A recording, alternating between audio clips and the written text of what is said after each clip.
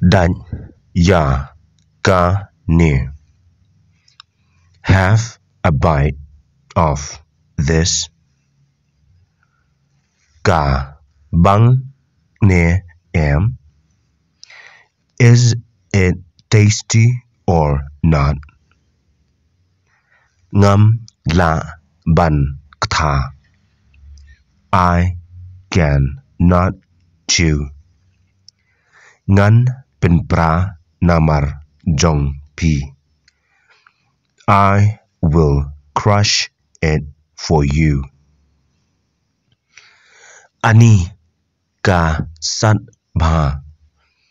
Wow, it is too hot. Kat nu teli sopman ken pi. How many chili you gave? Tang sao teli ki so menken. Only 4 chilies.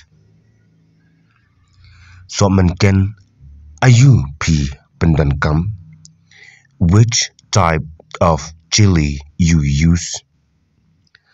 Nga pendankam so menken beb. I use the king chili. I yanga kato ka umdi. Give me that drinking water. Tangba usma iwbih. But it smells delicious. Pi dan ya u sambai.